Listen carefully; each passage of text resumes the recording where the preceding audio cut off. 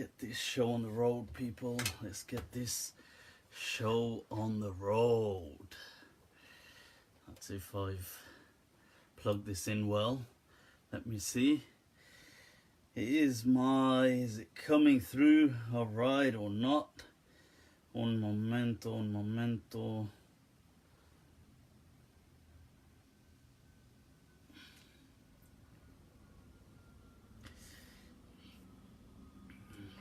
Right, just sharing this.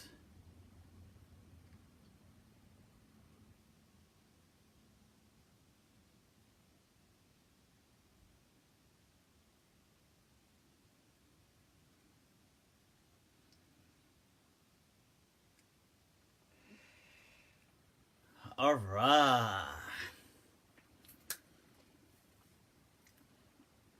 إن الحمد لله وكفاه والصلاة والسلام على رسوله المصطفى وعلى عباده الذين ارتضى ومن بهداهم اهتدى وبآثار أهل المدينة اقتفى وبعد فالسلام الله على القوم أهلا وسهلا بكم ومرحبا欢迎Layth bienvenidos a todos خوش آمدید بخیر راغله and swagatam people swagatam.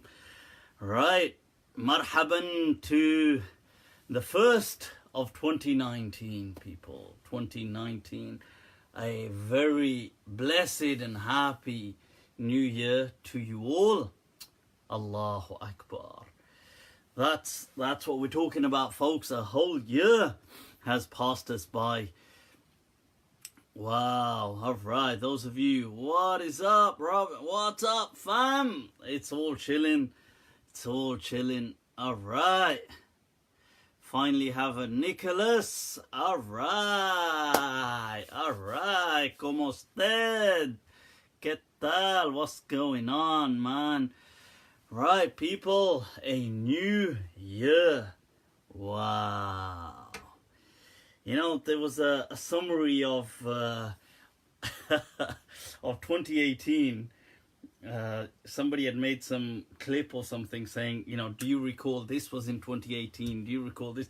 They said, do you recall the Olympics were in 2018? I mean, I honestly have no recollection of that. I was like, whoa, was that in 2018? So I don't know whether that was just a blag of a video clip or my memory's been wiped. But nevertheless, to another year of absolute awesomeness, people. You know, we need to have a very positive kind of outlook. We need to think good. There's an amazing hadith which I really like. It depends how you understand it. But the way I understand it, it's a hadith Qudsi. And, you know, the meaning, nevertheless, is what is important. And it states that Allah says, Ana inda abdi ka dhannihi bi. That I treat my slave as he expects of me, as he thinks I will treat him or her. And I find that amazing to just, you know, just the thought of that.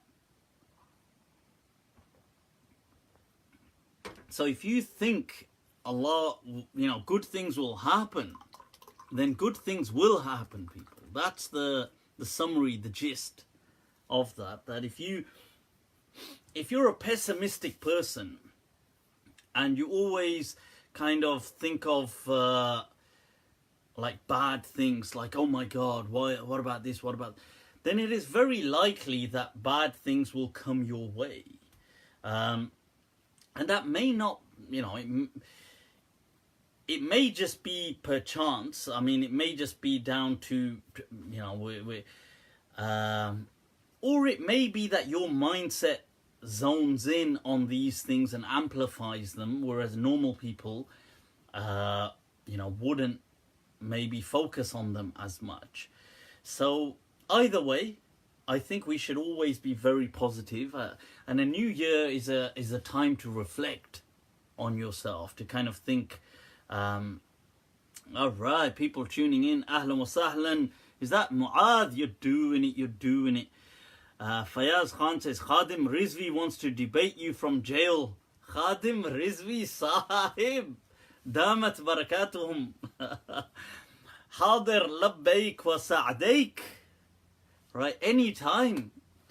Ghulam Mustafa to hazir hain. Aap boliyo to sahi. Khadim Hussain Sahib. Right, so one of our favorites to mention and speak of. Right, so yeah, so as I was saying, it's a great time to sometimes to take a moment to just think, okay, where am I? Let me set some targets. And these things, you know, some people, they get all astaghfirullah, astaghfirullah. Wait, I gotta do the proper, the Oscar nominated. Let me get this and make this into my astaghfirullah, astaghfirullah. Haram, kufr.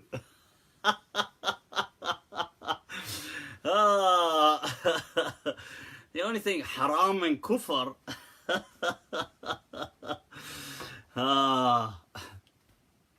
was those deformed genes that made it to you. They were the only thing haram and kufr. Right, so, you know, some people say, oh, New Year's, astaghfirullah, you know, this is haram, kufr, and imitating the kuffar, and you're imitating the kuffar blood, you're imitating the kuffar. Right, well, so that's obviously all nonsense. Anybody saying that is obviously, in the words of who I'll be speaking a little more on later on, Asrar Rashid, you are ignorant.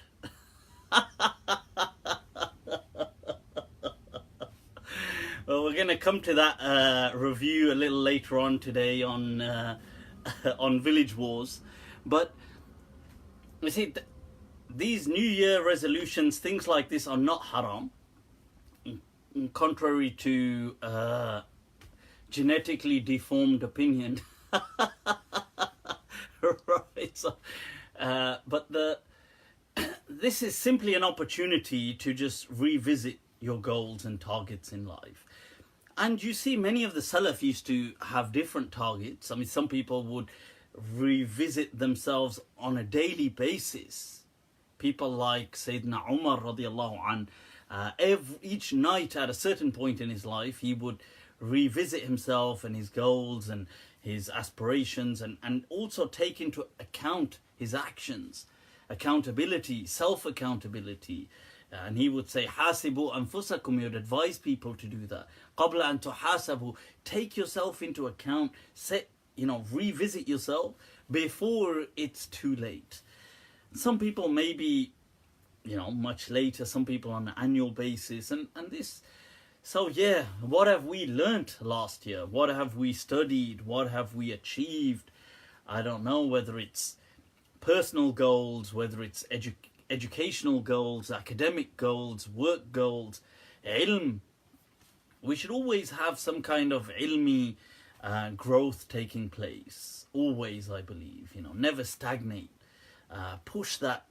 Stimulate yourselves. Learn something. It's never too late to learn, people. Never. Learn a language. Begin. Ibda'u bil Arabiya. Begin with Arabic. And then and other languages too. I'm not just restricting it to Arabic. Somebody's asking me, have you taken up a sport yet? I find no interest in sports, honestly. I just can't. I just don't see the fascination. I mean, don't get me wrong on health. I understand the fascination of health, and I am addicted to the gym. There's no doubt about that. I mean, recently I've been taking up a lot more, in comparison to my normal schedule, a lot more cardiovascular kind of exercises as well and stuff like that. But, so I appreciate the health aspect, but I'm not at all intrigued by sport. I mean, maybe, you know, people play a game or something, but I just don't see the fascination in it. And I think I've got so many other things to do that why pick up a boring habit like that at this stage in life? Now, did you see any Spanish chicks? Hi, toba, astaghfirullah. Huh? Yeah. Did I see any? Where was I meant to be looking? Inbox me.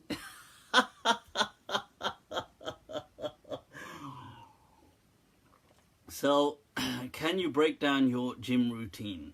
Yes, sure, of course, inshallah. Another day, is it permissible to sit in a gathering when Muslims are drinking? Muslims are openly drinking.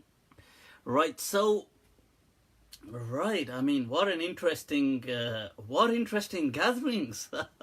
What gatherings are you in? They're like, yaar, ho jaye yaar. Cheers, man. Cheers, man. Cheers. Right, so, well, people, you know, many years ago, I was speaking about learning languages. When I was studying Arabic, and this is in the late 90s, I was in Damascus University. So I went there for a little while. Part of my adventures took me to Damascus University. I was partially shocked. But, I mean, this is, I suppose, well, anyway, it's a different story. Let's leave that for another day. But when I was in Damascus University, in my class, this was in Arabic studies, there was the class was mainly non-Muslim, by the way. There was this guy, really old. I mean, when I say really old, I mean compared the fact that I was at the time only 18, just turned 18. This guy was in his 60s. He was white. He wasn't Muslim. I'm trying to, and he'd come over from America actually, and he was just intrigued in the Arabic language, and he wanted to learn, and he was learning and studying, and it's amazing to just see that. And that was, I mean, he was okay, he was at an intermediate level. He wasn't like an absolute beginner, he wasn't so advanced, but he was okay considering his age, and he'd begun not so long ago. It just goes to show, I mean, the reason that, you know, it just came to my mind was when I had mentioned about learning languages, that age should never be a barrier. So long as you have the capacity, the capability, then by all means. Right, did you get a massage in Spain? In Latin, you. Oh.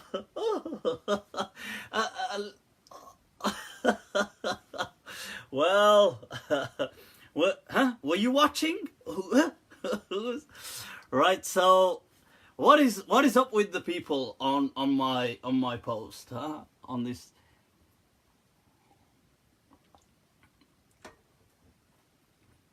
Is it permissible to shake hands with women? Do the everywhere you go.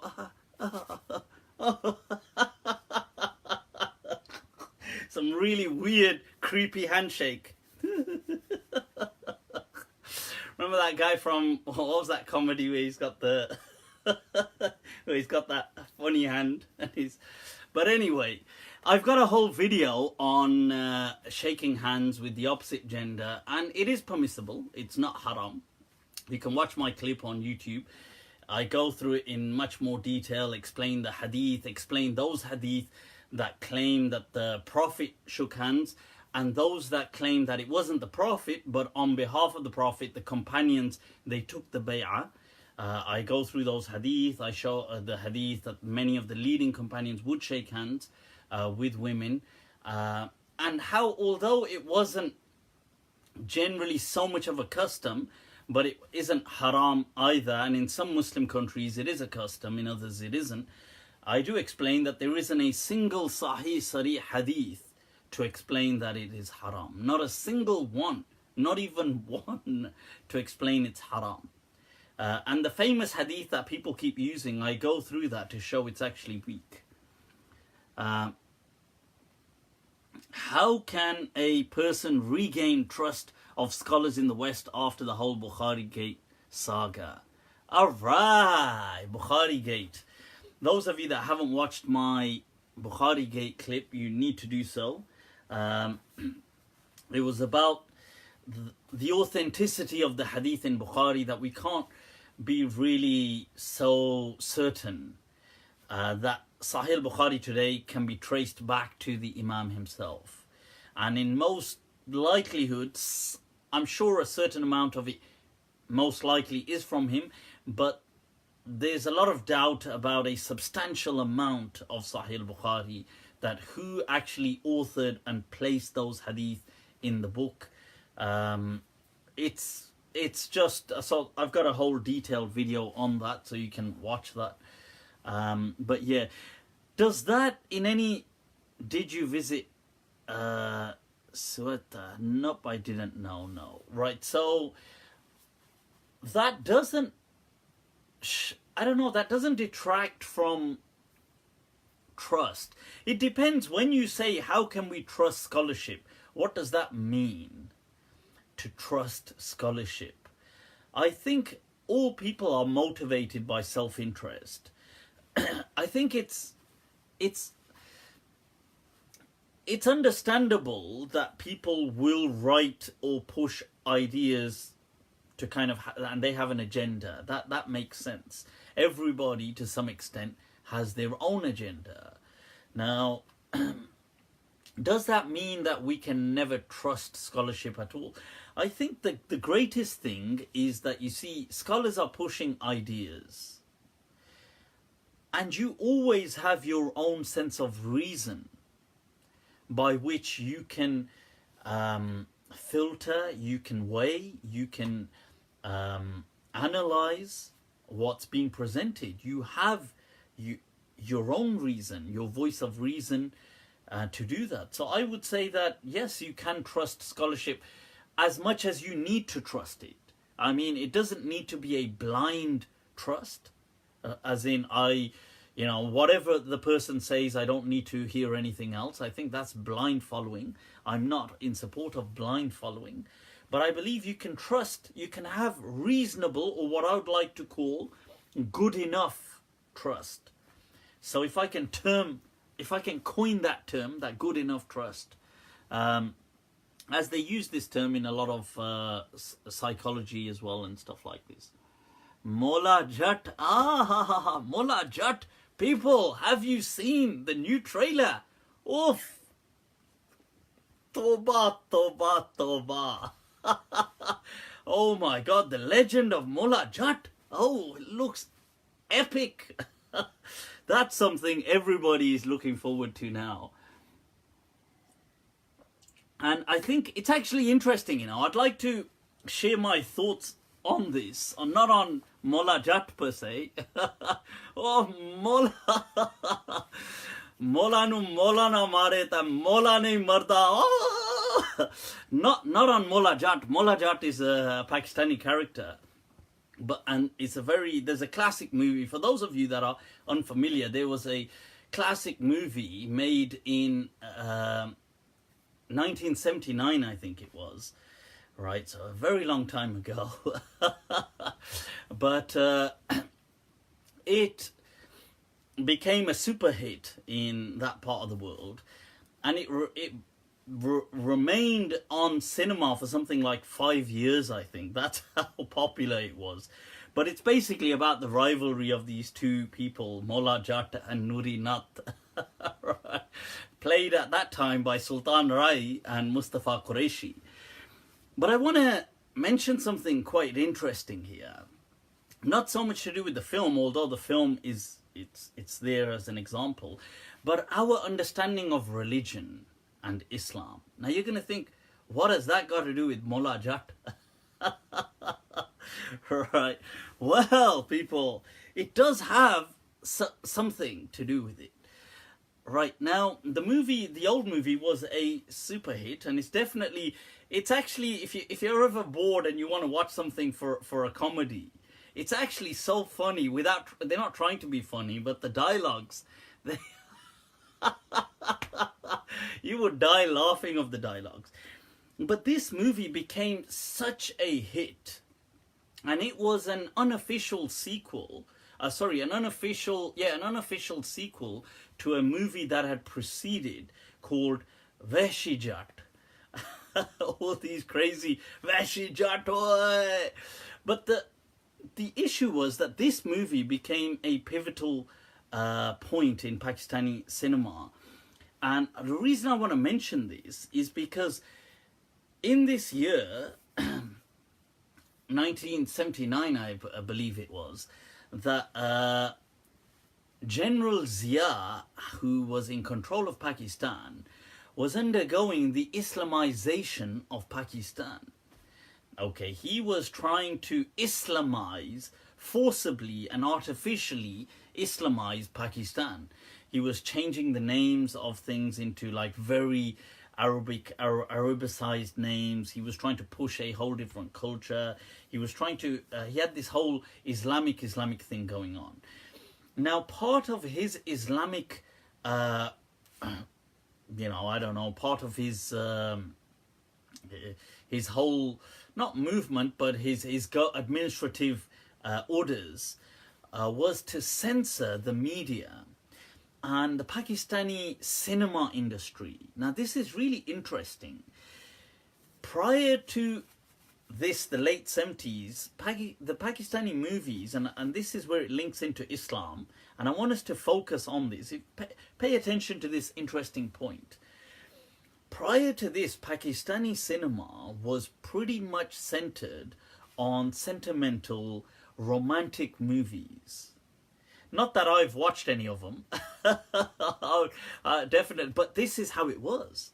So if you look at Pakistani movies prior to General Zia, they were mainly just romantic, sentimental movies. Now what happened, General Zia, part of his Islamization process, he banned the open display of affection in cinema because he saw it as anti-Islam. Now, I want us to focus on this because this will resonate with a lot of people. His understanding was that to display openly or publicly affection between the genders is haram, and therefore none of these movies should be passed. So hence they were censored. So this movie, Maula Jatt, which is an incredibly, obviously, a violent movie, became a super hit. To be fair, I mean, it was, for its time, well made, and the dialogues were really good for its time. Now, this set into motion, because what you have is, Maula Jatt is this character who has this weapon called a gandasa, which is like it's like a tall, almost axe. That's what it's like. But it's not actually used for an axe. I think they actually use it to cut sugarcane or something. But it's like that. It's like a long spear kind of thing, but instead it's got this kind of round axe thing on it. And they call it a gandasa in Urdu, Hindi. Now, this movie set about what became known as the gandasa culture in Pakistan, which meant that movies for the next decade all released violent kind of movies centering around this gandasa, that everybody goes around, chop people up and do all of this. Now, pause that for a moment. What's interesting, folks, and I want you to pay attention to this. You see, this was allowed. Like, no scholars, the clergy, many religious folks have no problem in seeing violence. It's only affection that they have a problem with. You see, like, they banned romance because they saw this as haram. Now, nobody saw violence as haram. Like, they didn't see that. Now, I'm not personally, I mean, I don't have a problem watching movies, whether they're violent or not. But what I'm trying to say is that look at the concept. Like, let's get into the minds of these religious people. They didn't see an issue with, you know, people shooting countless people, chopping them up with axes and these gandasas and doing all these kind of things. What they saw was an open display of romance is haram. And it should be banned because it will corrupt our youth.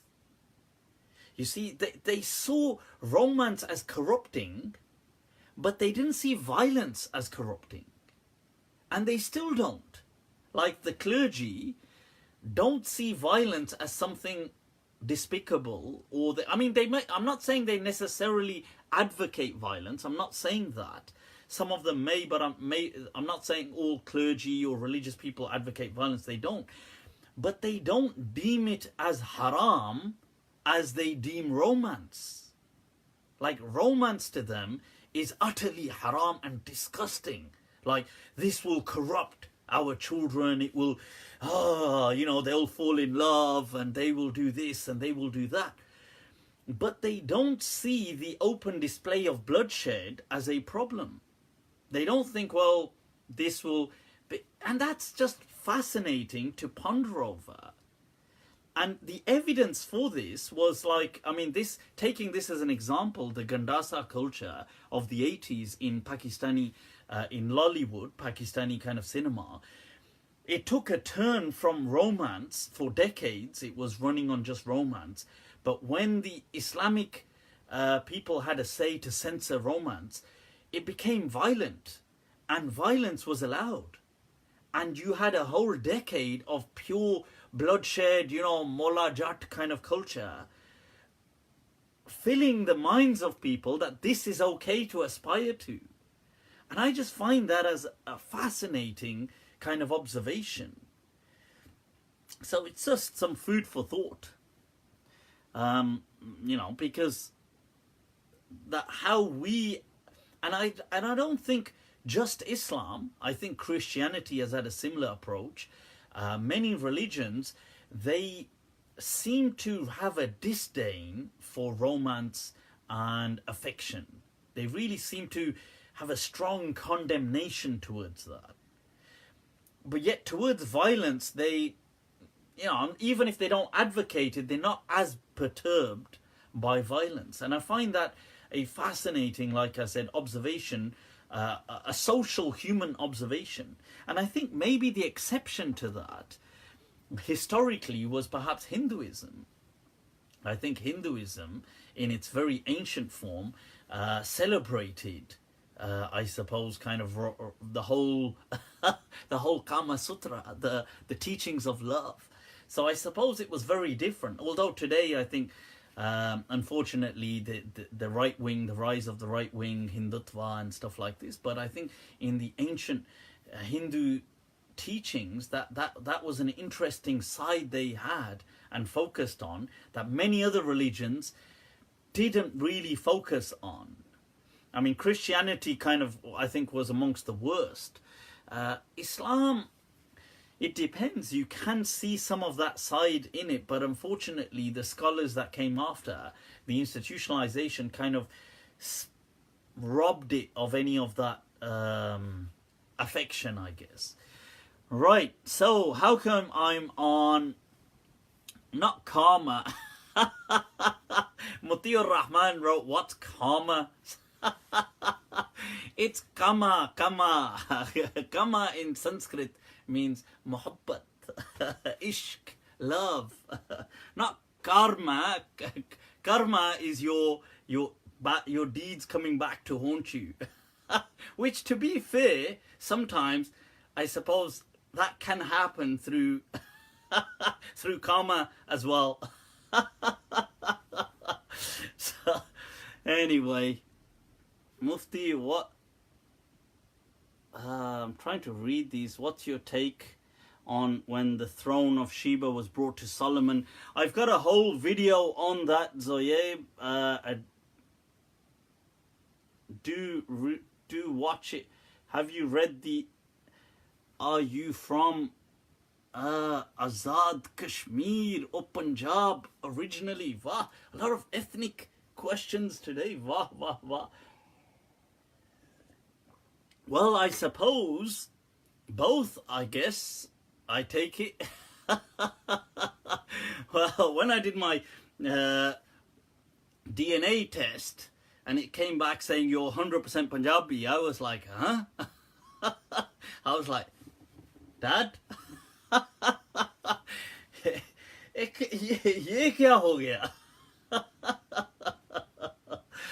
Well, and then upon doing research, I realized that, oh, ethnically, 80% of Azad Kashmir is ethnically Punjabi, that people who must have migrated, God knows when, centuries and centuries, maybe millennia ago, but the people that migrated.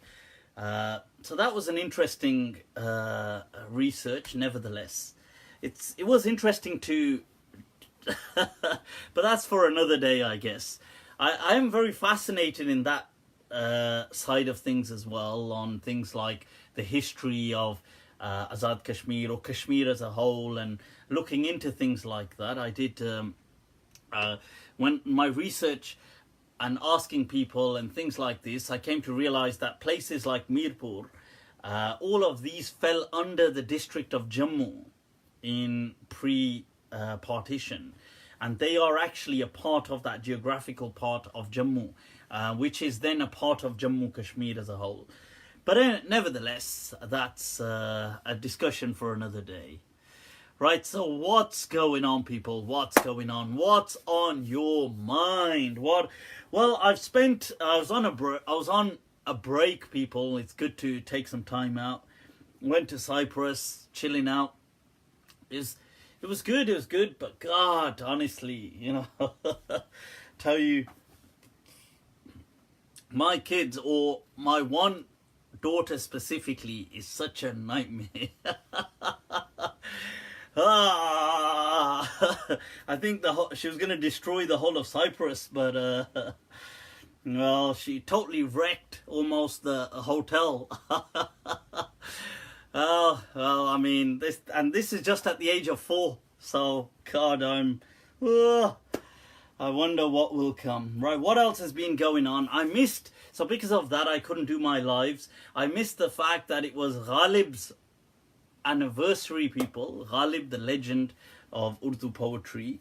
Those of you that can read Urdu, and those of you that do understand Urdu, I think you definitely should take a liking or an interest in poetry, because Urdu has a magnificent resource, really, of poetry. I mean, it's so enriched with poetry. So I definitely think, and those of you that can understand some Urdu, I think you should learn Urdu, Hindi, whatever. I mean, I think these are beautiful languages amongst many countless beautiful languages. But Ghalib, yep, it was his birthday, people. And I think, all right, what a legend. So I didn't get a chance to. So on that note, I mean, I'll suppose say a few words about him. He is amongst my favorite poets, a legend. Mirza Asadullah Khan Ghalib, that was his name. He was born in the late 1700s, I know that, and he died in, I think it was 1869 or something like that. Now, he was somebody who really kind of, he restructured almost part of Urdu, or he was involved, he was amongst the pioneers who kind of reshaped what will become the kind of the benchmark of Urdu poetry to come. He was a contemporary of the King Bahadur Shah Zafar, who was the last of the Mughal kings before the British dethroned him, and they didn't execute him, but they blinded him and sent him into exile. and that was the end of the Mughal dynasty. But Ghalib, he lived in Delhi most of his life, and he did spend time in Agra as well, which is where the Taj Mahal is, people. But Agra previously, I believe it was called Akbarabad, if I'm correct, and this is a name they've resorted to. And Ghalib has left his book called Diwan-e-Ghalib, his poetry, and it's amazing. And he was somebody who was very proud and almost arrogantly proud about himself, and I think you see that in his poems. And it has a cool kind of aspect to it. So he says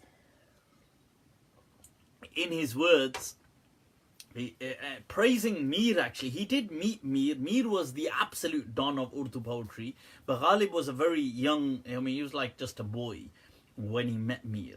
And he says, "Rekhte ke tum hi ustad nahi ho Ghalib." So he says that Rekhta is the old name for Urdu. He says that you're not the only don of Rekhta Ghalib. Rekhte ke tum hi ustad nahi ho Ghalib. Suna hai agle zamane mein koi Mir bhi tha. That I've heard that in the previous generations there was somebody called Mir as well. And some people say this is him taking the mick out of Mir, but I think he isn't. He is actually rating, he does rate Mir. But Ghalib has his, he touches up on a lot of topics in his love. A lot of them touch up on love, alcohol. Ghalib loved his drink. So I've quoted sometimes Ghalib's poem where he says, Ghalib chuti sharab par ab bhi kabhi kabhi. That, Ghalib, I've left drinking, but even now and then, it's got to be done, now and then. So Ghalib was one of those, and he has, let me think of some solid lines of his. He has one which is really, he has so many which are so fascinating, but his, Mana ke taghaful na karoge lekin, that he says, taghaful is when somebody pretends to be unaware. It's an Arabic word. It's not that they're unaware, but they're pretending to be unaware. So, somebody like, I know they're looking at me, but I'm still pretending that I haven't noticed, like this. So, in Arabic and in Urdu, this is called taghaful. It comes from the word ghafla.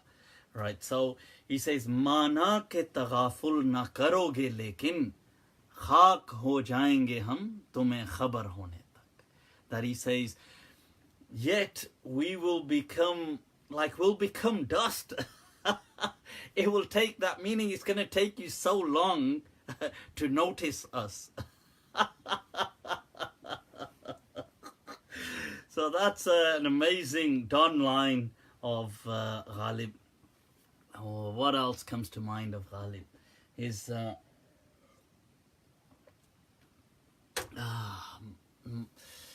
I think it's of the same poem actually, that he says, Gham-e zindagi ka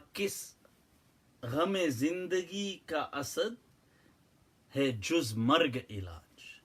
That life, the only solution to life, the problems of life, it's a bit depressive. He says is death, meaning that problems will go on. And this is something that I've said to people often, that it's not the problem, but your ability to solve them that counts. So he says that the problem, gham-e hasti ka kisse, no, gham-e zindagi ka asad kisse ba juz marg ilaj. And marg is the Farsi word, Persian word for death. So beyond death, what is the ilaj of the cure to the problems in life? That shama har rang mein jalti hai sahar hone tak. That a flame, that a candle will burn in all colors and flames. Like if you see the flame on a candle and the way it will wither and the kind of shades that the flame will take in its color, he says that it will take all colors until dawn, meaning that, and by that time, well, it's dawn anyway. So, and this is an amazing poem of his to just, where he speaks about life and things like this. But I definitely invite you all to explore poets like that. And he has an interesting one where he says, Kabe, speaking about the Kaaba, Kabe kis muh se jaoge Ghalib, sharam tumko magar nahi aati.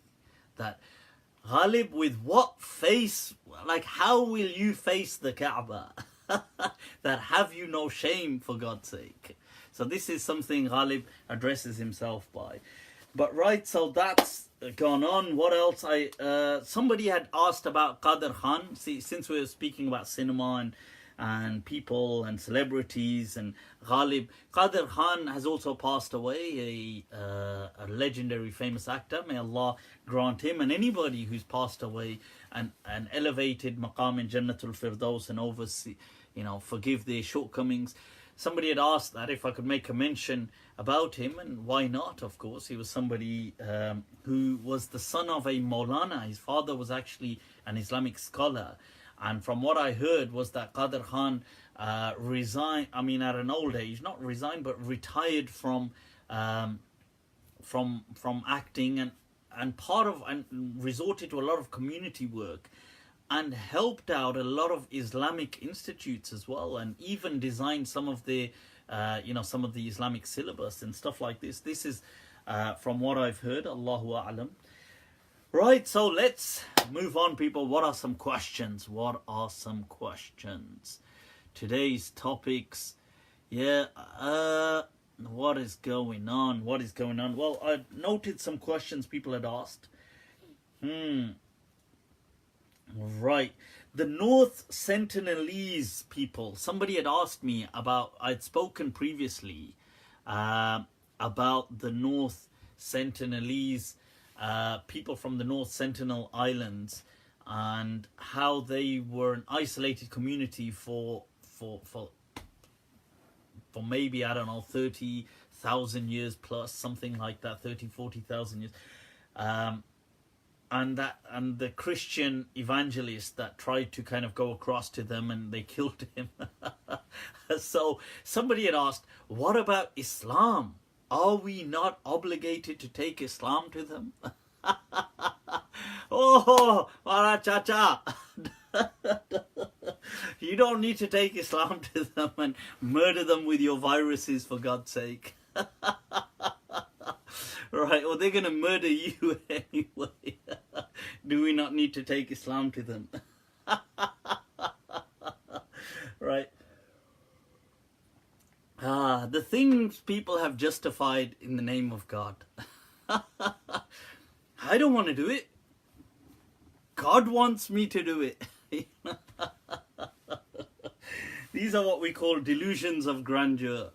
Right, so no, you don't need to take Islam to them. It's okay, don't worry. They have a Lord, and the Lord will cater for them, inshallah. I think it's, from a theological perspective, the question that's being asked, you see, people don't, yes, the message of Islam is here, and yes, generally we are to give the good news and to talk reason and talk about these things where possible. But it doesn't mean to force or to kind of to shove this down people's throats, so to speak, or to kind of just become obsessed with this da'wah. That was never the message of Islam. Muslims were never obsessed with this da'wah the way today some Western Muslims are behaving. Today some Western some Western Muslims almost have this obsession of, I need to take Islam, I need to take Islam, I need to do these things. And in all honesty, that is just a reflection of their own inner insecurities and them wishing to exert some control on other people, even if it's at a subconscious level. But that is what it appears to be, that they're trying to exert some kind of control in the name of God, of course. So you see people historically, for example, like Qadi Abu Bakr ibn al-Arabi, the great Maliki legend from Muslim Spain, almost 900 years ago, in his commentary on Tirmidhi in Aridatul Ahwazi, he writes that, it's recommended, he says, once a year, as a strategy. He mentions this. He says, for the authorities, not him, not the Muslims, he says for the authorities to extend da'wah to the neighboring Christian countries and states. Once a year, he says, mustahab. It's a recommended thing, not an obligation. He says it's mustahab, that it's recommended. Because look, people don't embrace Islam like that anyway. It doesn't work like that anymore. The days of old have gone. When people are looking for new gods and new religion, is saturated. The market is now saturated. It doesn't work like, in the olden days, people were looking for gods of new. And they were searching and for something to liberate them from that. And then that time is kind of like sealed up. Humanity now is very different. We don't live in a world like that anymore, that somebody's going to come to you with a new god and people, in droves will kind of flock to this new god. It doesn't work like that. Of course, God is just one. What I'm trying to say is religion is no longer the motivating force for people worldwide. And it hasn't been for a few centuries. Okay. Religion is an important element in everybody's life and in most people's lives. I mean, don't get me wrong there, but it's no longer like in the days of old. That's what I'm saying. So we need to really step out of this obsession. This obsession really, that's my analysis, is because second generation Muslims in this country who are like children of immigrants, Muslim immigrants to this country, I mean, generations of which I'm included, now they have had to rediscover faith for themselves. And this part of rediscovering something is that it triggers insecurities. So one of the stages that you go through is a sense of affirmation. Now, this stage of affirmation begins externally. So you begin by demonstrating to others that you are part of this belonging. So usually it will become that stage has a uniform stage to it. So you will adopt a uniform. This happens it's not just religion. You can see this with other groups as well. Once people enter a certain stage, they will adopt a particular uniform. This is really to show others more than it is for them, because they want to push out to the world that I have now become a part of this belonging. That is what is happening at the subconscious level. Now, people will recognize them for that. Thereby, that recognition consolidates their own inner belief structure or their affiliation. So it kind of re-cements it for them and makes it stronger for them. So this is all part of that kind of, and then people wanting to recruit others. This is once again part of reconsolidating and reinforcing your own belief structures. Because so long as you're telling others about it, you must kind of firmly believe in it. So this is at a subconscious level. I mean, if you psychoanalyze a lot of what's going on, and it's not just to do with young Muslims or Muslims. It can be part of anything. When people become a part of a tribe, a group, a gang, they all exhibit very similar ostensible behaviors that are easily identified and classified. And they all fall into the same kind of thing, like this affirmation, adopting a uniform, calling others, doing this. It doesn't matter whether it's a gang, whether it's a tribe, whether it's a religion. They all go through these kind of things. And hence, when you reach a secure state of faith, you stop kind of worrying about other people.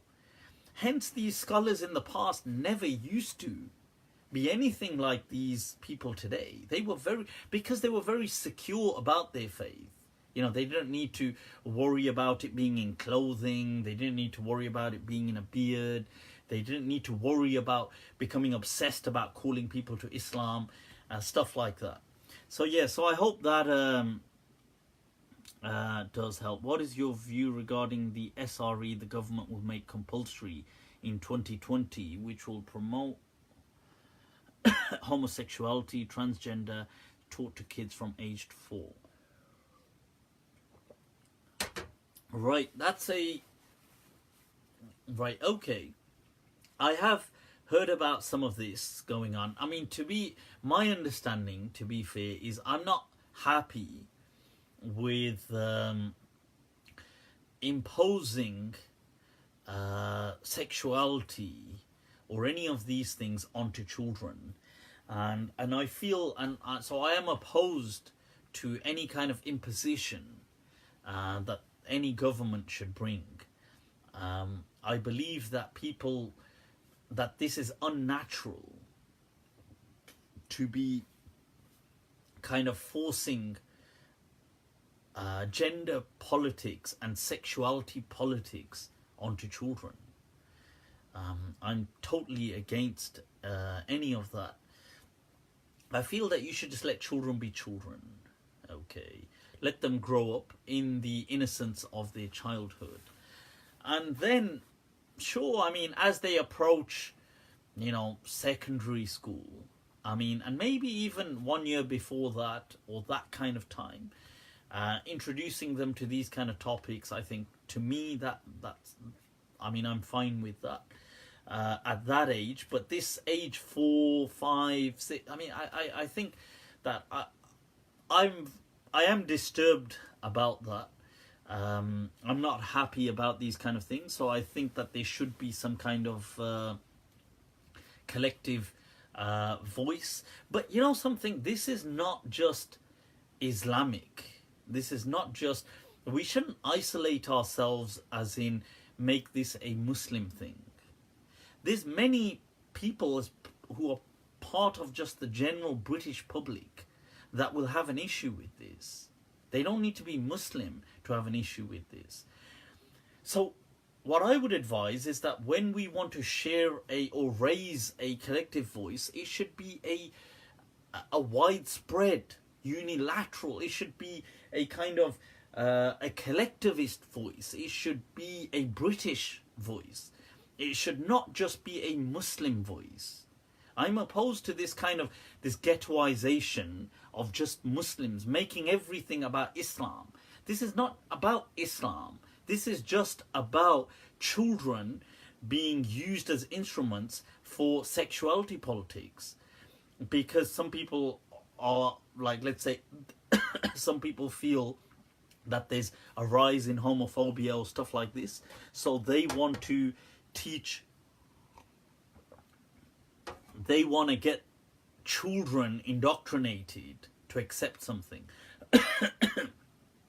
So I feel that this is we shouldn't just, you know, I've seen some people saying, oh, in such and such Islamic center, in such and such mosque, they're going to do talks. Maulanas are going to do talks on this. Oh, for God's sake, you know. Oh, baksh do, yaar.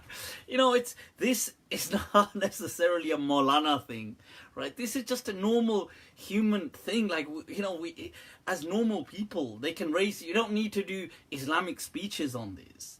Sure, I mean, take action. I mean, take the correct protocol on what to do. Raise a concern, a parliamentarian kind of, what would bring in parliamentarian action.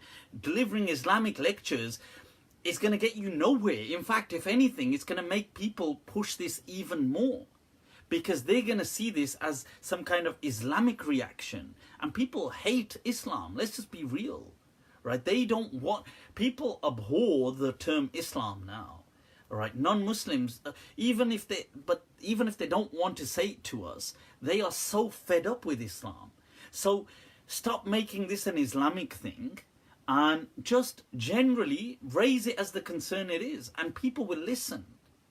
Because as a citizen, you have the right to raise your voice, and there are non-Muslims who will echo your concerns. So that's my... Because people are just really fed up with all this, all this like political correctness. And this is what gives rise to the far right. Because they keep saying, see these Muslimics, and at New Year's, was it New Year's Eve or New Year's Day? There was an attack in Greater Manchester or somewhere, right? I saw some video clip. Some guy they'd arrested for stabbing an old couple or something. And I don't know whether he had mental health issues. I think he did have mental health issues. But the clip I saw, and this was a clip of somebody, I think, on Snapchat recording him. The police had arrested him, and he's saying, "Long live the Caliphate, Allahu Akbar."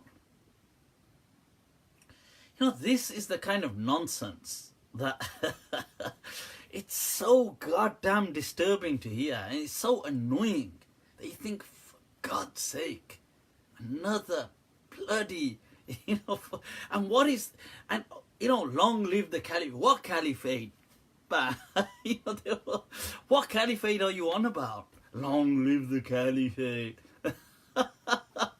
Did your dad run with a separate caliphate that's been going on? So, what caliphate? What, the Ottomans? Are you on about the Ottomans? What are they on about? Nobody's even read history. What caliphate? This is the thing. Nobody has any idea. Inshallah, this is why when I did a history course on Al-Andalus, the whole reason was to demonstrate the rise and fall and show that these things are always political. There has been no caliphate. Okay, let's get that. I mean, if what you mean by caliphate is the name of Muslim empire, then there have been many caliphates. There have been many Muslim empires. Those empires couldn't give a damn about people like you and me, regular Muslims. They were just politics. They were just people who were in control that couldn't care less about their own people. They were just in it for power. And that's almost 98% of the time always been the case. The Ottomans had a constant practice of fratricide. As soon as they came in, they would murder their brothers. That was a common practice. In fact, some of the Hanbali ulama even gave them the fatwa that it's permissible. So this, and these people say, they call them, the Ottomans call themselves the Khulafa. They did later on. They didn't initially used to call themselves Khulafa because they were non-Arabs.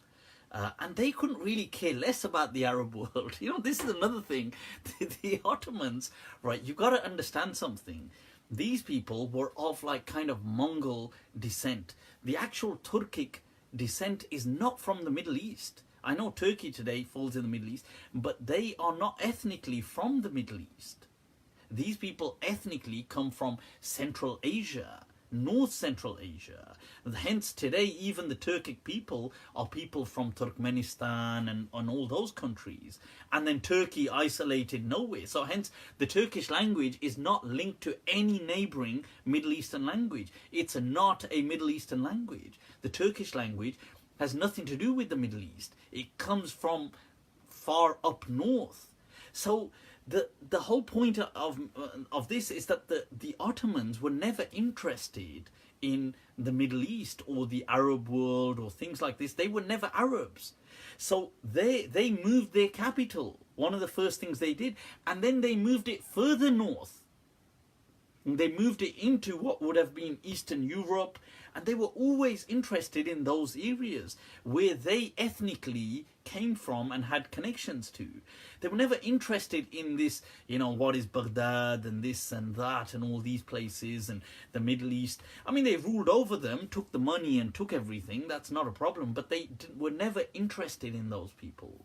So this thing of them being so Islamic people, don't get me wrong, I mean, I appreciate the history as well, but they were never... So people say when they call themselves Khulafa, look at their titles. They use the title Qaisar al-Rum. This was one of the titles that many, especially the great, the great Turkish kind of sultans of the Ottomans used for themselves, was the Emperor of Rome, the Caesar of Rome. That was one of their great titles, because they considered themselves the inheritors of the Roman Empire.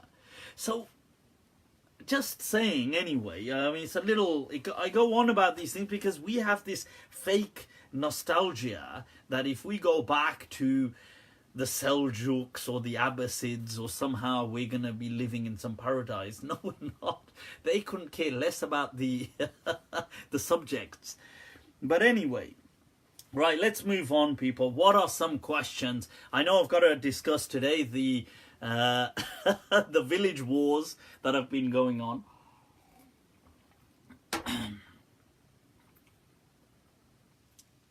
Fazlu is asking about the bi'r of Buda'a. How is this fit to bathe in?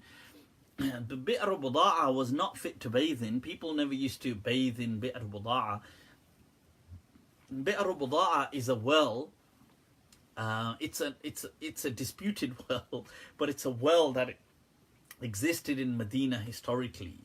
Now, this well, apparently people used to chuck all kinds of trash in it. Now, including sometimes some dead animals may fall into it and stuff like this. So, allegedly, the Prophet was asked about water from this well. And the Prophet's response, and the school of Medina, Imam Malik's school, uses this teaching as a principle. And that is that innal ma la yunajjisuhu shay.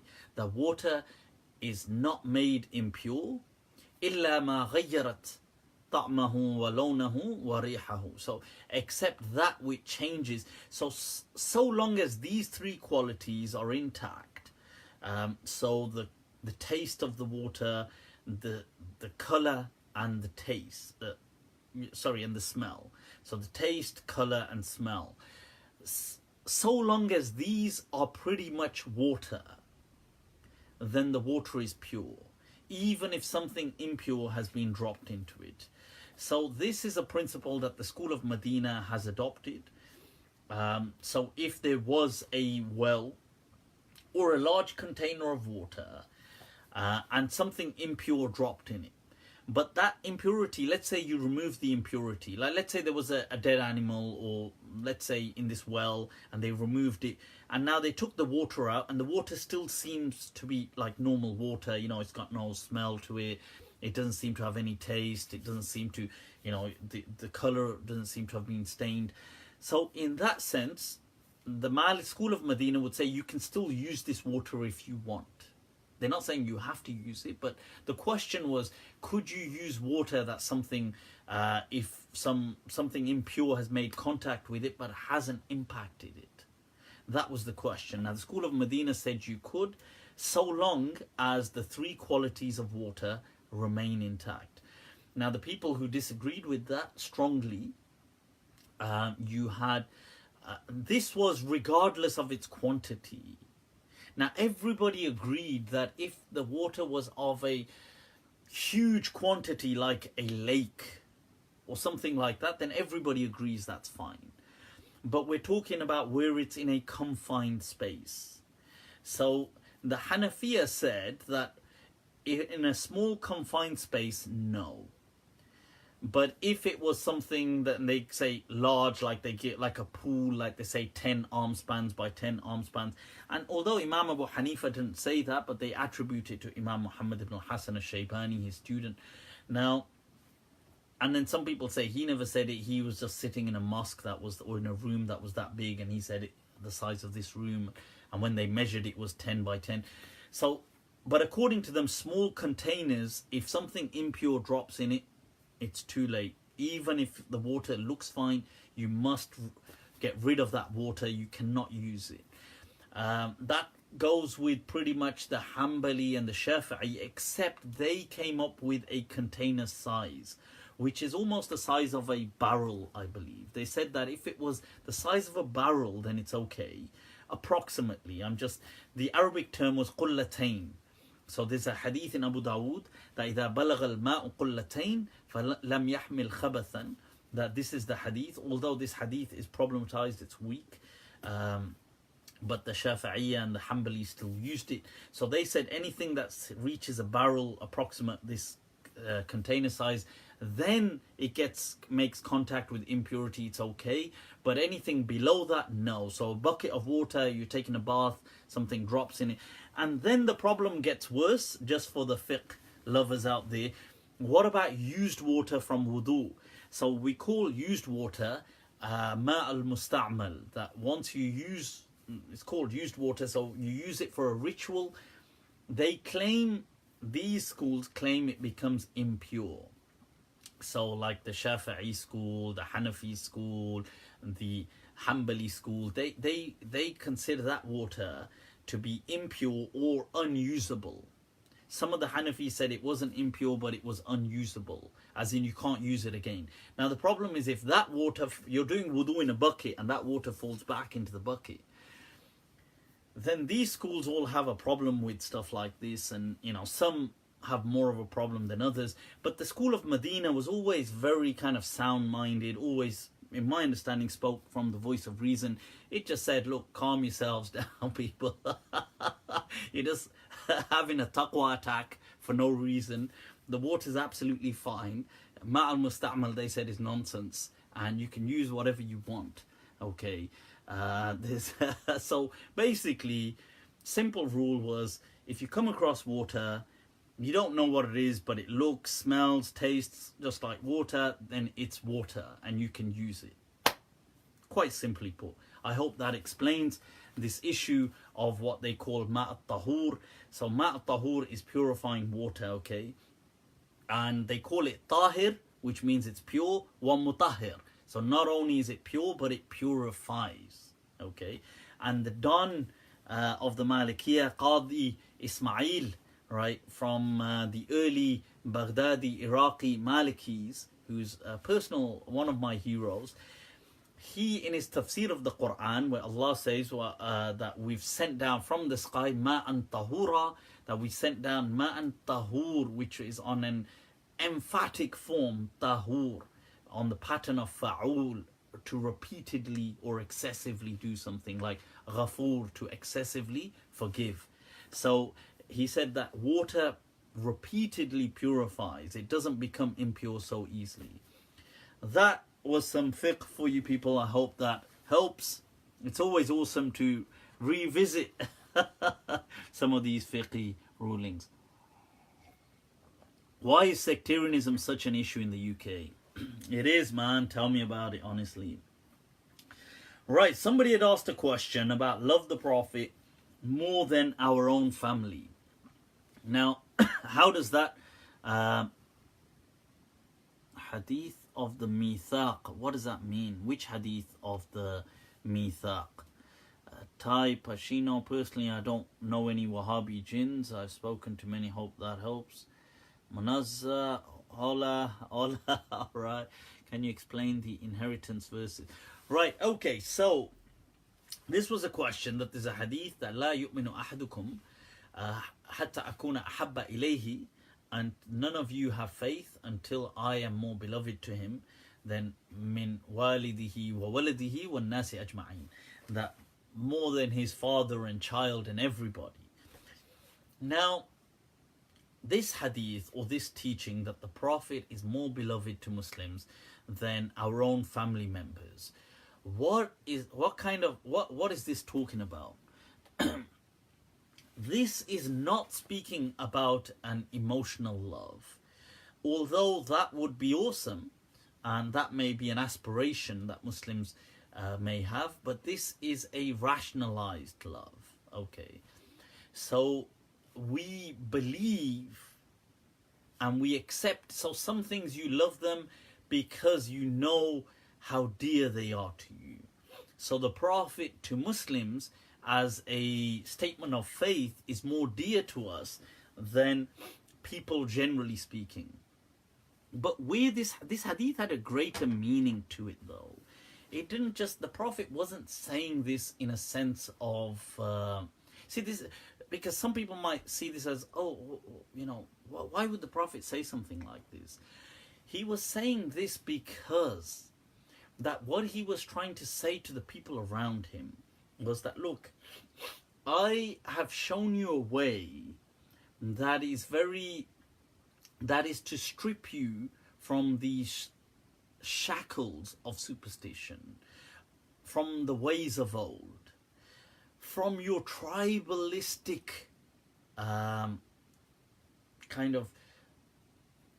from your tribalistic attachments. Okay, now that is going to be hard for you because you are from a tribal society. Now I want you to know that this what I bring you as a messenger, that you hold me in that light more dear to you than all these things that are valuable to you. Because if you don't, it will be difficult for you to embrace this truth. Because on one hand, you'll have your father, your children, your brother, your tribe, them saying to you, oh, what the hell, you're leaving these gods and statues and you're going to worship, you know, God. I mean, just because Muhammad said so, what's wrong with you? Or you're leaving our tribe, what's wrong with... So these things were barriers to people in a tribalistic, collectivist society. So the Prophet saying this to people, that's the light, that's the angle he was coming from. Now, so that's the backdrop to this hadith. It's not just a general thing. The second thing is that, yes, to Muslims, the Prophet becomes dear because of what he's brought to us. Because he is the conduit for revelation from God. As Muslims, we embrace that. Now, this is a rationalized love, which over time may morph into an emotional love. But it doesn't mean that just because I love my child more than anything in the world, let's say, or I love somebody might love their parents, or they might love themselves, or they might love their partner, or they might love somebody else, they might love somebody more than anything in the world. It doesn't mean that, oh my God, you know, they're some kind of kafir. It doesn't mean that at all. Okay, so that's, and this, the scholars are very clear that this was a rationalized kind of love. Right, people, let's move on to quite a serious topic that's been brought to my attention about, I'll take a quick question. I've made a note, sorry. There was a question about women praying on their menses. Now, can women pray on their, or should women pray on their menses? Now, I've highlighted before that, look, women on their menstruation, first of all, to answer the question, no, women don't pray when they're menstruating, but let me expand on that. So it's not because women are impure. I'd like to clarify that, okay? I've said this before, women are not impure. Right. Now, some people think, women become some kind of najas or impure, and in some cultures they do things, I mean, non-Muslim cultures, certain Hindu practices, and I think Tibetan, and I'm not sure, some other communities are known, they will send women out into a hut, and the woman must spend her time in that hut and things like this. Now, that is nonsense. It is stupid. Women and some Muslims have also inherited some of, not exactly that kind of practice, but similar to some Muslims. Just to clarify once again, women are not impure when they're on their menstruation. Okay, let's clarify that. Make it very clear. Yes, they are going through certain, obviously, hormonal and physical experiences, and that does place a certain amount of pressure on them, whether it's physical, whether it's psychological. Unquestionably, there's sometimes anxiety, sometimes stress. Things like this do happen, and it's very normal. Now, Allah subhanahu wa ta'ala, as the hadith in Bukhari states, that the Prophet said, this is something, he said, look, don't be, because one of the women, she was embarrassed of her kind of menses. And the Prophet said, that, he said, don't be embarrassed about it. He said, إِنَّمَا هَذَا شَيْءٌ كَتَبَهُ اللَّهُ عَلَى بَنَاتِ آدَمَ.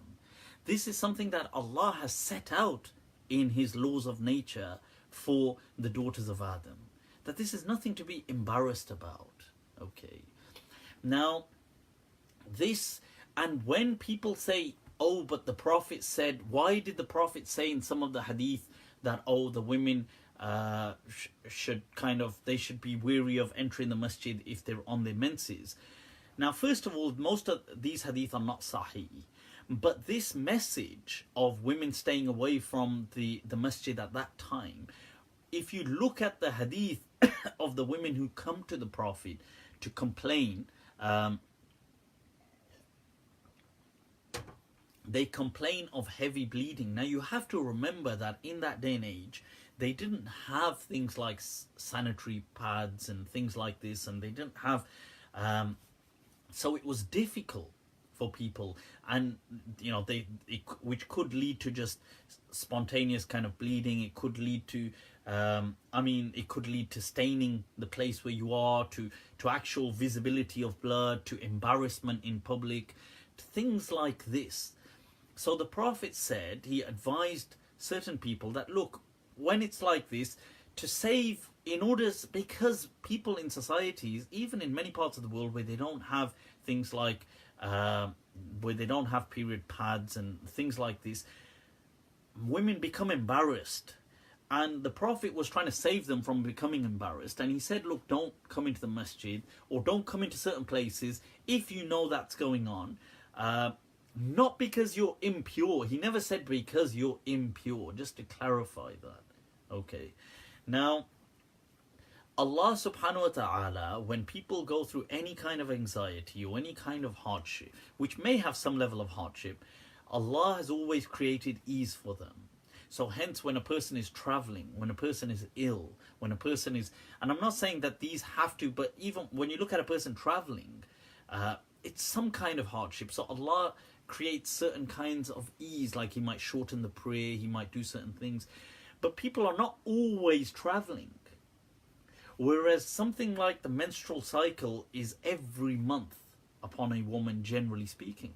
So Allah has created ease by, as a sadaqah, He has forgiven that for them, that they do not need to pray that. And now this is in a hadith, it comes that if Allah gives you something as an act of charity, an act of generosity, فَقْبَلْهُ. That in a hadith that some person, I think, was traveling and he said, I want to, or there was a certain dispensation that he said, I don't want to accept it. And the Prophet said, إِنَّمَا ذَاكَ صَدَقَةُ اللَّهِ. That is a sadaqah of Allah, تَصَدَّقَ بِهِ عَلَيْكَ. And that Allah gave this act of generosity and charitably to you. فَقْبَلْ صَدَقَتَهُ. Then accept His sadaqah. So when Allah charitably gives you an act of generosity, He says you do not need to pray, you do not need to fast, then don't try to, don't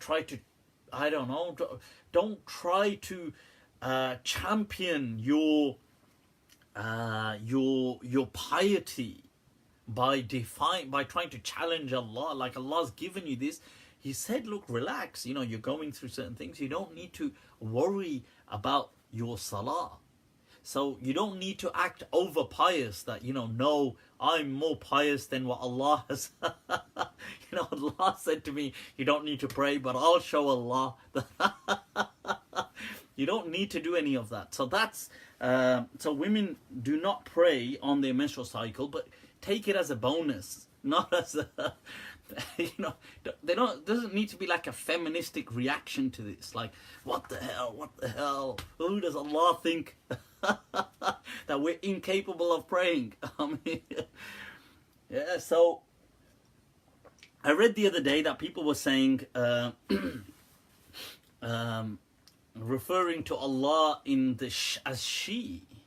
I mean, it doesn't get any dumber than that. For God's sake, take this feminism somewhere else, man. Allah is referred to by the default pronoun in Arabic, which is huwa, and that's in its nominative form, fi halat al-rafa, or in the other grammatical kind of forms, whether it's genitive or accusative, it's hu or he, depending on its form. So this does translate as he in the English language, but it doesn't mean he as for gender. Like, it doesn't mean Allah is a man. It doesn't mean that, because God is not a man, unless, you know, some anthropomorphic kind of people want to believe things like that, like God is some old man in the sky. He's not. But this is the default pronoun. So huwa also refers to it in the Arabic language as well, if it's a masculine. So all things by default in Arabic are masculine or feminine. So, and that doesn't mean sexual kind of like identity. It doesn't mean that. Okay, so just as a qalam, like a pen, is huwa, a kitab is huwa, it's it. Okay, so it doesn't, it's a masculine, it's not here, and there's other things which are here, but you don't refer to Allah as here or she, for God's sake. That is the dumbest thing I've heard. That's just like, I need a cause to fight for. I'm so bored. Right, so, right, moving on to more serious matters, people. Right, the allegations of sexual abuse and abuse within the UK's madrassas. Now, I want to first of all put this under the allegations of abuse as a general, as a generic umbrella term, because there is far more physical abuse that outnumbers the sexual abuse, which does exist as well, but I'm just saying I wanted to include all kinds of abuse, whether it's the emotional, the mental, the physical, sexual, all of these things that are taking place within the UK madaris. Now, there was this there was a Facebook post I came across by a person. His name is Umair Amjad. Right now, he's somebody who went to Darul Uloom Bury. It's in the UK, North England. Right now, it's one of the oldest madrasas within the UK. And he speaks of, in this Facebook post, of some sexual abuse that he underwent, unfortunately, whilst he was there. And I mean, and you can read it, and he speaks about some elder pupil, some elder student who was a prefect, I believe, in the madrasa. That means somebody on good terms with the teachers, and given this position of some authority over other students, that would sexually abuse other children in this madrasa in Darul Uloom Bury.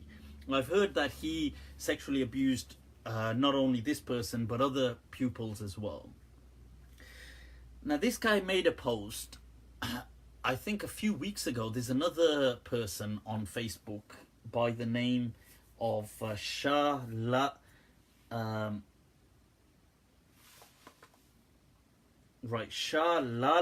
Amin. Right now, I might have written that wrong, but Shah Lalan Amin, I believe his name is.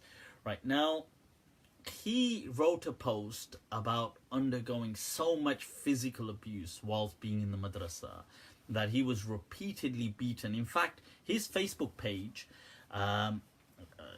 it's full of many memoirs that he's sharing of his madrasa days, when he and other students would be repeatedly and relentlessly beaten to a pulp. I mean, in his words, he says that they were beaten so often and so much that they just went numb to the whole thing.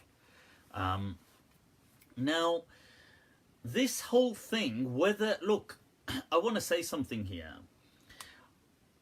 First of all, we need to understand that abuse is a very serious matter. Okay, this is not a kind of joke. It's not to be taken lightly. I visited this guy's page because I saw it. Some people shared it with me, and people were discussing it. This person, Umair. Now, I saw the comments being made on this post. Okay. People who were apparently graduates or from that same madrasa, who presumably are ulama, maulanas, right? Writing things like, just not, like, I don't want to quote some of the stuff that they were saying. Just things like, well, what do you expect if you went into a basement at night to get, do you expect, basically, isn't that what you're looking for? Some guy writing, these are like people, graduates from this madrasa. People at this madrasa, that were at this madrasa with him, saying, oh, I remember you from back then, you're lying, you're full of crap, you're like this, you're like that. You deserve, a certain sandwich and certain mayo, and you deserve this, and you deserve this, and you're a faggot, or you're like this, or you're like that. I mean, wow, like are these the inheritors of the prophets? Is this what the madrasa have come down to? Even if, I'm not saying that the teachers in the madrasa are writing this, obviously they're not. But they are well aware. I said this once before when Abdul Rahim Limbada tried to unnecessarily, repeatedly was attacking me online and speaking about me. And I read out some of his posts where he ridiculously and sensually speaks about a young girl, 10 years old, and how fascinating her hair is or something because he sat behind her in some aeroplane. And I found that very disturbing. And I was like, well, does it really surprise me that these people who head and lead these Darul Ulooms, and I said then that they are aware of so many rape incidents within their madrasas. I said, I swear by Allah that they are aware of them. That these teachers some of them may be involved, or they either purposely turn a blind eye, or they're indifferent. They just don't care. If this not be true, like, look, some people are saying that this person is lying. Whether this, look, I don't know any of these people, by the way. Somebody, can you believe, check this out, because I put a dua on this person's post, I read this thing, I don't know, I saw it, I read it, and I said, look, may Allah grant you and any victims of abuse ease. I said that, and may Allah clean these institutions of such filth. That's what I said. Ameen. People started commenting, these kind of graduates of his madrasa and these other people started commenting, oh, I bet Abu Layth funded you to come up with this allegation. Wow. And then people just started, they started swearing at me. Like, oh, homosexual swears and this and that. And I'm thinking, and some person shared this with me, said, oh, do you know that they've been speaking about you on this post? And I thought, what, me? Why me? And so I read, and this, I honestly cannot believe that the depth of stupidity that people will plummet to. Some people on this said, oh, Abu Layth likes attacking these institutes. Why? Look, I've always said I believe that madrasas can serve a great job if they will. But right now, these madrasas are at a ridiculously absurd standard. They are so low. They turn a blind eye to abuse. In 2011, the BBC shared a study. We're talking 2011. About hundreds of cases of abuse that they said was the tip of the iceberg in madrasas. Physical abuse is a standard. Sexual abuse, although I'm not saying it's as common as physical abuse, but it is not uncommon in these places. And I guarantee you, all of these people that have graduated from these madrasas, these maulanas, know of at least one case of sexual abuse that they have turned a blind eye to, because for the sake of these elders. Who on earth are these elders? Who do they think they are? They're not above the law, right? And they're definitely, I mean, these people are not God. I hope any of, whether it's this victim or any victim, I tell them, I urge them, go to the police, report these cases. And if these people like Limbada and all these other people, or whoever is in a position of power within these institutes, if they claim to be genuine and truly Islamic, then call for an investigation, call for an independent inquiry into these cases of abuse. Let's see how sincere you actually are. If you seriously, if you believe this stuff is false, if you believe that people are making up these stories, and I'm not saying some people ain't making up these stories, some people may be, but I know that there are genuine cases, and many of them. But if you believe that these are false, call for an independent inquiry, an investigation. Let it be transparent. Hell will they, because they know, just like everybody else, that this is going on. And if that be the case, then I'm telling you, if such cases, such people are meant to be the leaders of this faith, you are just producing. You know, I read some of the memoirs of that Shah Lalan Amin. I read some of them on his Facebook page, and he was speaking about now, after 20 odd years, he is coming to terms, and he said that he has finally reported them to the police. And I thought, well done. Because it is unacceptable, I tell you, it is unacceptable to tolerate dhulm.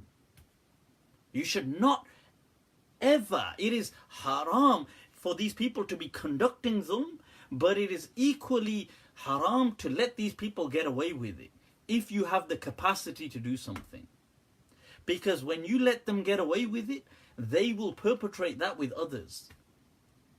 Do not let them get away with it. Right? So, and if these people believe that they are being sincere and that they are against, then call into an independent investigation into these matters. Because if these matters are false, as you claim, then surely the evidence will demonstrate that. But that's what and I feel above anything, and this is not me trying to, some people said, oh, why are you against these? This is not about a sectarianism. I don't care what the madrasa is, whether it's a Salafi, Deobandi, Brelvi. These happen to be Deobandi madrasas, but it doesn't matter. I couldn't care less whether it's Shia, Sunni, whatever they are. But the truth is, if they are teaching people by beating them up, by torturing them, by emotionally abusing them, by sexually abusing them, then before anything, they have betrayed Allah and His Messenger. That's before anything. Before, it doesn't matter whether he puts Allama, Maulana, Sheikh al-Hadith, or, anything Bukhari, or anything before his name. That person has betrayed Allah and His Messenger. You have no loyalty to that person. Right? So I have nothing but stern words for any place, and it's a shame that our places that are meant to bring forth the inheritors of the prophets allow for their institutes to be infested with these kind of crimes. So may Allah subhanahu wa ta'ala cleanse these places, Ameen. And my du'as and sympathies are with any victims. And I do urge people, if they have been victims, to contact their local police, to tell them to not let these people get away with this kind of stuff. Ye ab nahi chalega. Maulvi sahab, bahut ho gaya. This is it's too much now. So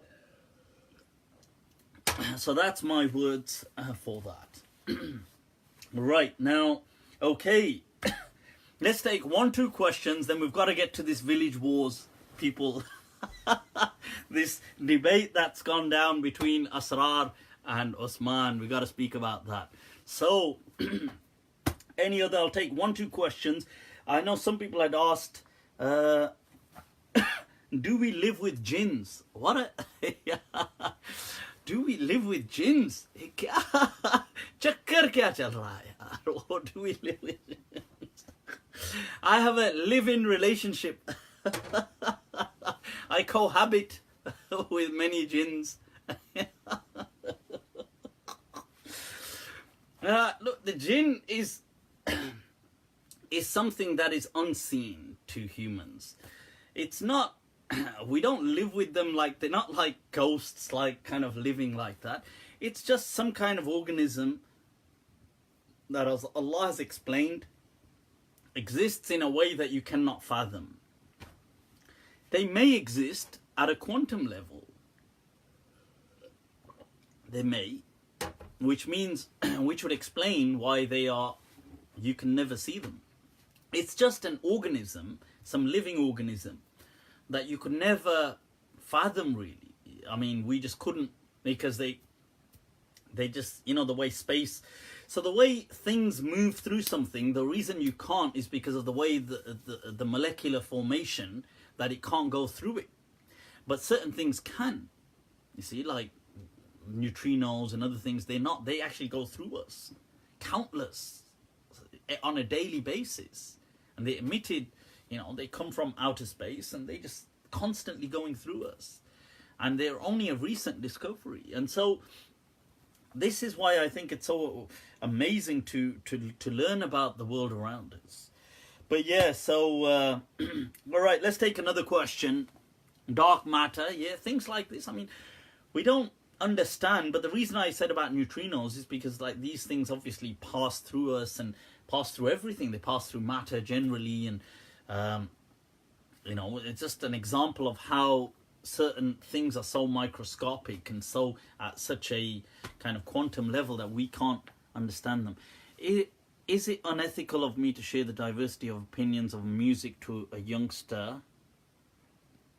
Of course not. Music isn't haram. Claim they teach jinns. Some people have said they teach jinns.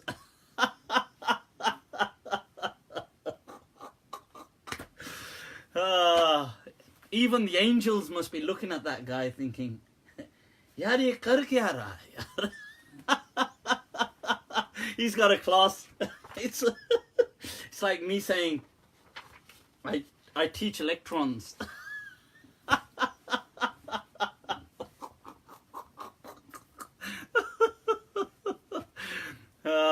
I teach quarks. Acha, do you now? What was the partition of India, good or bad thing? I've discussed that before. I don't know. In some ways, I wished maybe it all stayed as one, but history is history, I guess. Right, tafsir, do you believe that people were Muslims previously? Tafsir of, I'm not sure what verse you're referring to. We'll check it up another time.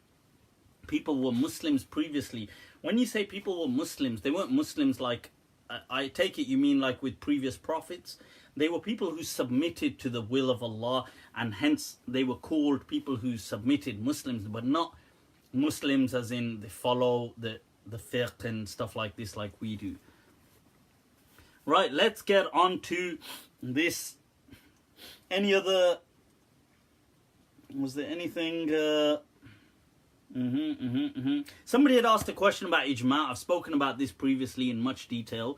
Right, people, there is no such thing in essence as Ijma. I mean, there is some basis for it, but in essence, Ijma was about the collected, the kind of inherited living tradition of Islam.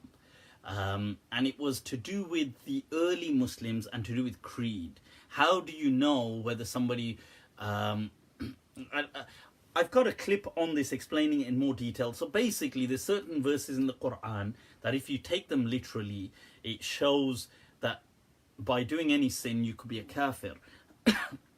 How do we know those verses are not literal?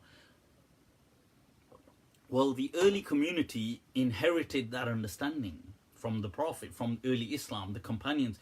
They never understood these verses ever like that. That could be called loosely a kind of ijma, if anything. The ijma, which was to do with these matters of creed and not calling people kafir and so on, later on got introjected into fiqh. And this is just a myth. Muslims, there is no consensus on consensus. Nobody can even agree on what ijma means. It's stupid. Ijma is just, this is a stupid, bizarre concept. That it's, check this out, it's not even the ijma of Muslims, it's the ijma of scholars. Which is so absurd, because who is a scholar? Like, who is a scholar? Let's say I'm a mufti, I'm a scholar. People would say, what are you on about? You're a kafir. Now just for a moment, pause. The way they are responding to me, make no mistake, this is exactly the same throughout every century of Islam. You just pick certain scholars in Islam, go to their day and age. They may be celebrated figures today. In their own day and age, they were, many of them, mocked, ridiculed, called kafir. Take Imam Abu Hanifa as an example.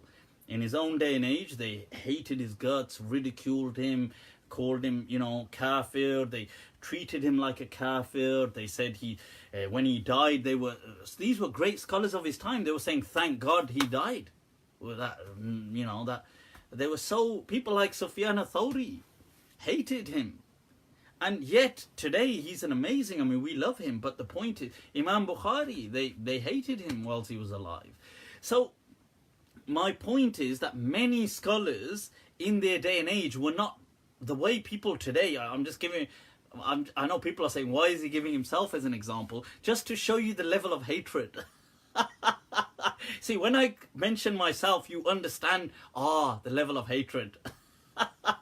When I say people like Imam Abu Hanifa, you can't kind of mentally grasp the level of hatred. So it's the same thing. So it's an ijma of the scholars only, not the common Muslim. They don't give a damn about the common Muslim. Then, so first of all, we don't know who the common scholars are. Secondly, only the Sunni scholars. Where are the Shia Muslim? Are they part of this ijma? That's a fascinating one. Are the Shia part of this ijma? Because people will say, no. Say, so they're kafir. No. So so this ijma is just a gang of it's crazy. And from that, let's move on to more interestingly.